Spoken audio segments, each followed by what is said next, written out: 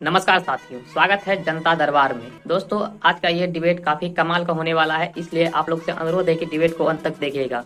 हमेशा की तरह आप लोग के सामने हम लेटेस्ट न्यूज लेके आता रहता हूँ, ताकि आप लोग सच्चाई को जान सको।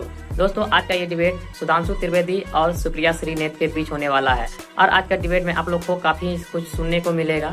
सो आज का डिबेट स्टार्ट करते हैं। चलिए शुरू करते हैं। कह रहे हैं कि ऐसी कोई प्रथा ऐसी अनूठी तो है नहीं।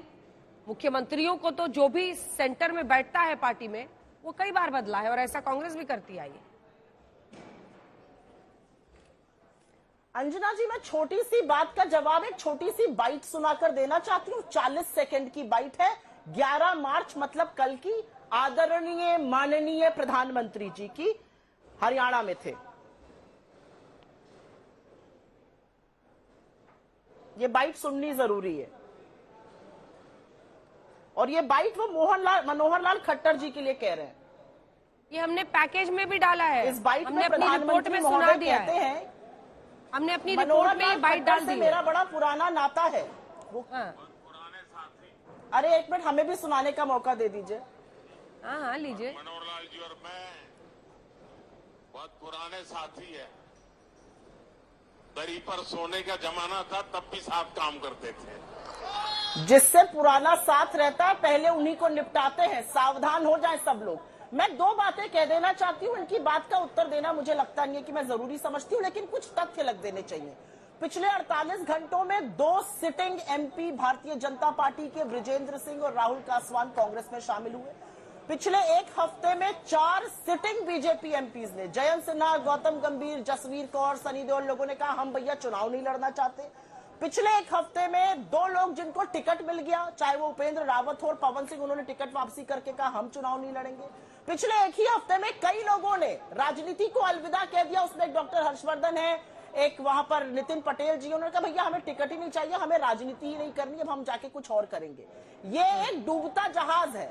नहीं देखना चाहते मत देखिए, हमें तो अच्छा लगेगा आप मत देखिए। आप ना देखिए, आप आंखों पे पट्टी बांधे रहिए। आपका इलाज ये देश की जनता कर रही है। जिस राम रहीम को बार बार पैरोल पर छोड़कर लड़कियों का उपहास उड़ाया जाता था, वही लड़कियां हरियाणा में आपका हिसाब करेंगी।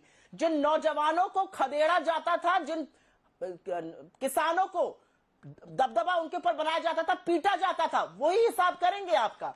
एक सांप के जहर के तस्कर को हीरो बनाकर मनोहर लाल खट्टर जी दिखा रहे हैं, और देश के नौजवानों को कहते हैं तुम्हें चंद्रयान पे ऊपर भेज दूंगा। तो उनके हट जाने से आपके पाप नहीं धुल जाएंगे, और ना ये नूरा कुश्ती करने से आप वापस सत्ता में आने वाले। सारे प्रयास कर लीजिए, हरियाणा ने भी मन बना लिया है, और जब मन बना लेता हरियाणा तो बड़े बड़े उसका कुछ कर नहीं पाते। ठीक है सुधांशु जी, अब थोड़ा सा आप मुस्कुरा लीजिए, क्योंकि आपको जवाब देने के लिए इंतजार करना होगा। भाई अभी बता दे, अभी तूने गाड़ी में उंगली किया ना। तो वाकई दुष्यंत चौटाला की तरफ से आई नहीं है। आप भी कह रहे हैं कि बात नहीं बनी, उन्होंने विड्रॉ कर लिया, हमने नया सीएम बना लिया। अरे उप मुख्यमंत्री पद किसी का जाएगा, दूसरी पार्टी का है, थोड़ा तो परेशान होगा, कुछ तो बोलेगा। फिक्स्ड मैच कह रहे हैं।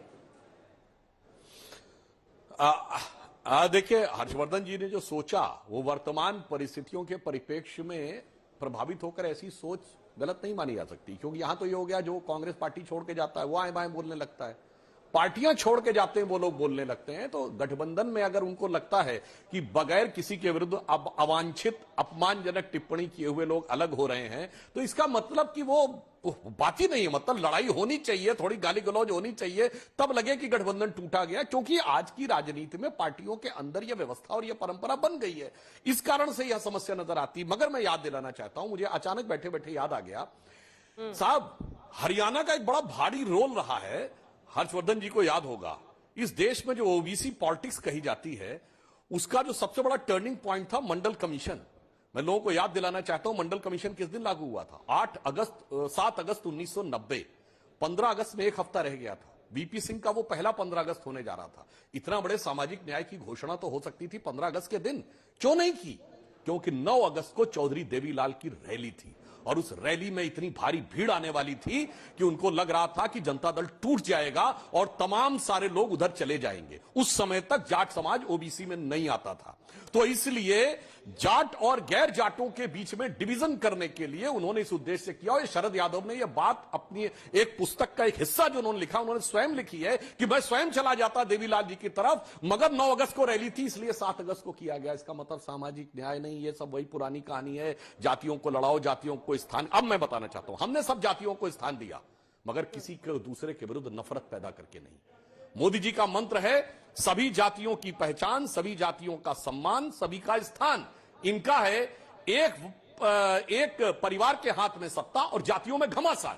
इसको इससे लड़ाओ, उसको उसके खिलाफ नफरत पैदा करो, फिर उसके बाद एक दूसरे से सत्ता प्राप्त करो। इसीलिए मैंने विनम्रता से कहा, हिंदी भाषी क्षेत्र में 12 हमारे सीएम और डिप्टी सीएम हुए हैं मिलाकर, हमने किसी के प्रति नफरत नहीं पैदा की और सबको स्थान दिया। इसलिए सब साथ में स्वतः आते चले जा रहे हैं और ये लोग उस पुरानी लड़ाई भिड़ाई काट छाट वाली पॉलिटिक्स में पड़े हैं। और आज जिस प्रकार की भाषाई वैमनस्य हो गया है, शायद उस परिप्रेक्ष्य में लगता हुआ गठबंधन टूटने के बाद जब तक एक दूसरे के विरुद्ध कुछ गाली गलौज ना हो तो गठबंधन टूटता हुआ नजर नहीं आता।